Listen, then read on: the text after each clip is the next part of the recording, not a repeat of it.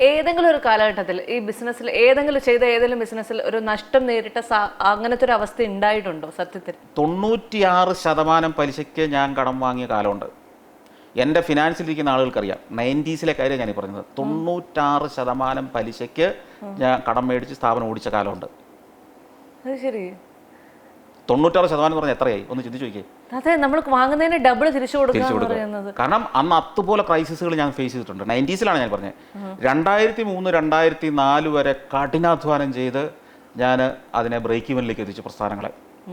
ഞാൻ ലേബർ ഇന്ത്യയിലേക്ക് വരേണ്ടി വന്നത് തന്നെ, ഞാൻ ഒരിക്കലും ലേബർ ഇന്ത്യയുടെ ചുമതലയിലേക്ക് വരാൻ ആഗ്രഹിച്ചില്ല. ഞാൻ പറഞ്ഞല്ലോ, ഞാൻ ടെലിവിഷനും സഞ്ചാരവും ഈ പറഞ്ഞൊരു ലോകത്തായിരുന്നു എൻ്റെ. ഇവിടെ വലിയൊരു ക്രൈസിസിലേക്ക് പോയി. എൻ്റെ പിതാവാണ് ആരംഭിക്കുന്നത്.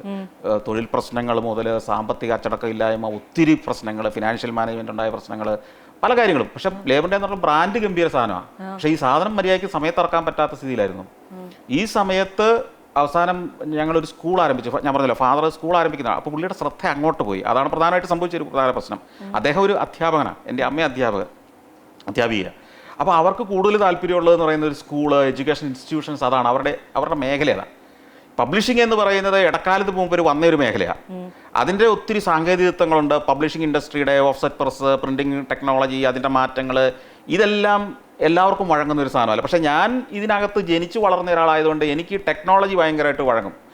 അപ്പോൾ ഒടുവിൽ ഇത് ക്രൈസിസിൻ്റെ ഒരു മൂർധനത്തിലെത്തുമ്പോൾ ഒരു 96, 95, 96 ഒക്കെ ആകുമ്പോഴത്തേക്കും ഈ വിഷ്വൽ മീഡിയയിൽ മാത്രം മുഴുകിയിരുന്ന എന്നെ അവസാനം ഫാദറും കുടുംബാംഗങ്ങളെല്ലാവരും കൂടെ പറഞ്ഞു, ഒരു കാര്യം ചെയ്യൂ, ഒന്നെങ്കിൽ നമ്മളെല്ലാവരും കൂടെ മുങ്ങും, അതല്ലെങ്കിൽ നീ ഇപ്പോൾ തൽക്കാലമുള്ള പരിപാടിയൊക്കെ നിർത്തിയിട്ട് ലേബർ ഇന്ത്യ വന്ന് ഏറ്റെടുത്ത് നടത്തും.